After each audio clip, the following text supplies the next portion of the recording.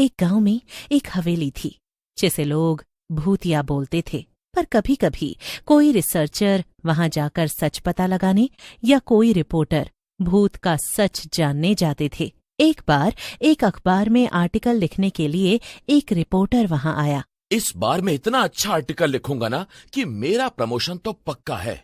अपनी जीत का बखान खुद से ही करते हुए वो हवेली के बाथरूम में चला गया, जहां बाथ टब भी था। पहले अच्छे से नहा लूं, फिर कुछ खा लूं, तब काम में लगूंगा। तभी अचानक शावर अपने आप खुल गया और टब में पानी भरने लगा।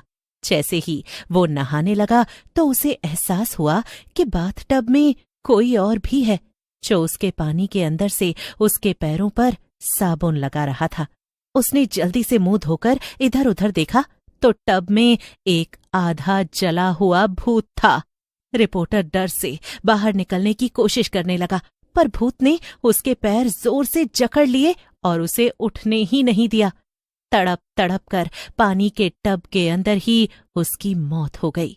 अर्जुन और राधिका दिल्ली के दो दोस्त थे जो अपनी रोज की जिंदगी से ऊब चुके थे। अर्जुन को पुरानी हवेलियों, खंडहरों और उनसे जुड़ी रहस्यमयी कहानियों का शौक था। वो अक्सर इंटरनेट पर ऐसी जगहों की खोज करता और अपने दोस्तों को उनके बारे में बताता। एक दिन उसने राजस्थान के एक गांव में बनी उसी हवेली के बारे में पढ़ा, जिसके बारे में कहा जाता था कि वहां एक भूत रहता है। ये भूत रात के समय एक नहाने के टब में प्रकट होता है और जो भी उस टब के पास जाता है उसे अपनी कहानी सुनाने की कोशिश करता है। राधिका, इस बार हम कुछ असली रोमांच करेंगे। उस हवेली में चलते हैं। मैंने सुना है वहां का भूत कुछ खास है। अर्जुन, तू और तेरे भूत, ये सब गांव वालों की बनाई कहानियां हैं।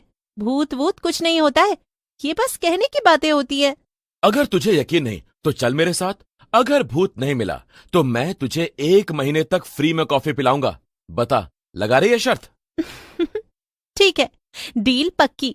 लेकिन अगर भूत नहीं मिला तो तू मेरे लिए 1 साल तक कॉफी खरीदेगा। ओके, देखते हैं कौन जीतेगा। दोनों ने हंसते हंसते अपनी यात्रा की योजना बनाई और राजस्थान के उस गांव के लिए निकल पड़े। रास्ते में अर्जुन ने राधिका को हवेली की कहानियां सुनाई जो उसने इंटरनेट और किताबों में पढ़ी थीं। राधिका ने उसका मजाक उड़ाया, लेकिन कहीं न कहीं उसके मन में भी उत्सुकता थी। गांव पहुंचने पर दोनों को गांव वालों ने हवेली के बारे में चेतावनी दी। गांव छोटा सा था जहां लोग सादगी से रहते थे, लेकिन हवेली का नाम सुनते ही उनके चेहरों पर डर छा जाता था। बेटा, उस हवेली में मत जाना। वहां का भूत किसी को नहीं छोड़ता। कई लोग गए लेकिन कोई वापस नहीं आया। ना उनका पता चला कि कहाँ गए वो लोग। अंकल, कोई तो होगा जो उस भूत से मिला हो। उसकी कहानी क्या है? कोई नहीं जानता। जो भी उस टब के पास गया वो या तो डर कर भागा या फिर वो उस बाथ टब में लोगों को मार देता है और मरे हुए शरीर को अपनी कहानी सुनाने लगता है। टब में बैठने की हिम्मत तो किसी ने की ही नहीं आज तक। अर्जुन, सुन लिया? तू तो टब में नहाने का प्लान बना रहा था, लेकिन यहाँ तो गांव वाले ही मना कर रहे हैं। अब क्या करेगा तू? अर्जुन ने गांव वालों की बातों को गंभीरता से नहीं लिया, लेकिन राधिका के मन में एक अजीब सी बेचैनी थी। फिर भी दोनों हवेली की ओर चल पड़े। रास्ते में जंगल था। हवेली जंगल के बीच में खड़ी थी, पुरानी, टूटी फूटी और सन्नाटे से भरी। और अंदर का माहौल ऐसा था मानो समय यहाँ रुक गया हो। दीवारों पर पुरानी पेंटिंग्स थीं, जिनमें जमींदारों के चित्र थे। हवेली के बीच में एक बड़ा सा हॉल था और हॉल के केंद्र में एक संगमरमर का नहाने का बाथ टब रखा हुआ था। बाथ टब इतना साफ और चमकदार था कि बाकी हवेली के खंडहर नुमा माहौल से बिल्कुल अलग लगता था। अर्जुन, ये बाथ टब तो बिल्कुल नया लगता है। बाकी हवेली तो खंडहर है, लेकिन यही तो मजेदार है। कुछ तो गड़बड़ है इस बाथ टब में। चल, आज रात यहीं रुकते हैं और देखते हैं क्या होता है। रात यहाँ रुकना? अर्जुन, तू। रात के 12 बजे जब हवेली में सन्नाटा छा गया, बाथ टब से अचानक पानी की छप छप की आवाज आई। राधिका और अर्जुन चौंक गए। टब में पानी हिल रहा था, मानो कोई उसमें नहा रहा हो। हाँ, अर्जुन, ये क्या था? मैंने तो बाथटब खाली कर दिया था।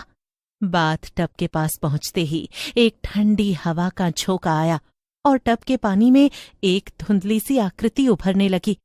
धीरे धीरे आकृति साफ हुई और एक युवक की आकृति सामने आई। कौन हो तुम? मेरे बाथटब में क्यों आए? अर्जुन, ये भूत है, भाग! रुक राधिका, तुम कौन हो और इस बाथटब में क्या कर रहे हो? मेरा नाम कमल है। मैं इस हवेली का आखिरी मालिक था। ये बाथटब मेरी मौत की वजह बना। अगर तुम मेरी कहानी सुनने को तैयार हो तो शायद मैं मुक्त हो सकूं। अर्जुन, तू पागल हो गया है? भूत से बात कर रहा है? बताओ कमल, तुम्हारे साथ क्या हुआ था? मैं 1920 के दशक में इस हवेली का मालिक था। मेरे पिता एक अमीर जमींदार थे और मैं उनकी इकलौती संतान था। मेरी जिंदगी में सब कुछ था, धन, दौलत, शोहरत, लेकिन मेरे दिल में एक कमी थी। मैं एक गांव की लड़की मालती से प्यार करता था। वो साधारण थी, लेकिन उसकी मुस्कान में मेरे लिए सारी दुनिया थी। कमल ने बताया कि मालती के साथ उसका रिश्ता गांव में किसी को मंजूर नहीं था। उसके पिता को ये बात बिल्कुल बर्दाश्त नहीं थी कि उनका बेटा एक गरीब लड़की से प्यार करे। उन्होंने मालती के परिवार को गांव छोड़ने के लिए मजबूर कर दिया। मालती का परिवार रातों रात गांव छोड़कर चला गया और कमल टूट गया। मैंने मालती को ढूंढने की कोशिश की, लेकिन मुझे कोई सुराग नहीं मिला। एक रात मैं दुख और गुस्से में इस टब में नहाने बैठा। मुझे लगा कि पानी मेरा दर्द धो देगा, लेकिन उसी रात मेरे पिता के आदमियों ने मेरे खिलाफ साजिश रची। उन्होंने टब के पानी में करंट डाल दिया और मैं तड़प तड़प कर मर गया। लेकिन मेरी आत्मा इस बाथ टब में कैद हो गई। करंट? तुम्हारे अपने पिता ने ऐसा किया? हाँ, मेरे पिता को डर था कि मैं उनकी जायदाद मालती के नाम कर दूंगा, इसीलिए उन्होंने मुझे रास्ते से हटा दिया। मैं हर रात इस बाथ टब में प्रकट होता हूं अपनी कहानी सुनाने के लिए, लेकिन कोई पूरी कहानी नहीं सुनता। या तो लोग डर कर भाग जाते हैं या मेरी बातों को मजाक समझते हैं। इसीलिए मैं उनको इसी बाथ टब में मार देता था। तुम्हारी आखिरी इच्छा क्या है?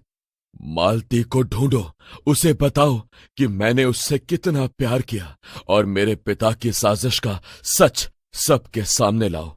अगर तुम ऐसा कर सको तो मेरी आत्मा को मुक्ति मिल जाएगी। अगले दिन अर्जुन और राधिका गांव में मालती के बारे में पूछताछ करने लगे।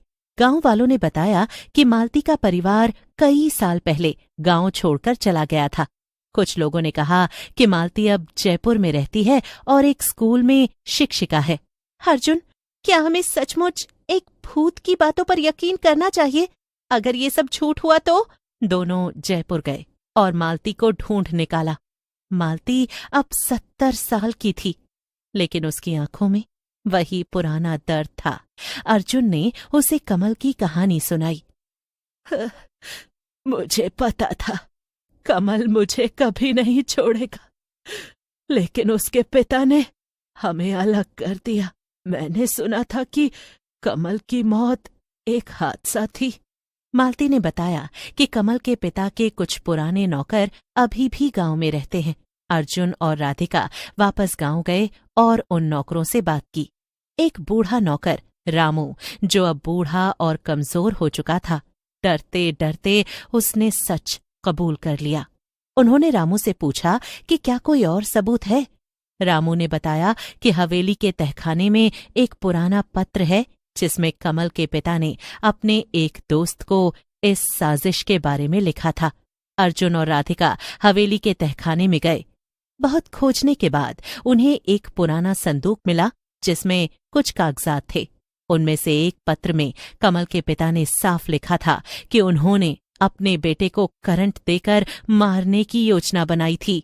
अर्जुन ने गांव वालों को इकट्ठा किया और कमल के पिता की साजिश का सच बताया और कमल की आत्मा की शांति के लिए एक पूजा का आयोजन किया। अर्जुन, तूने तो सचमुच भूत को मुक्ति दिला दी। गांव में अब कोई डर नहीं रहा। सब खुशी खुशी अपना दैनिक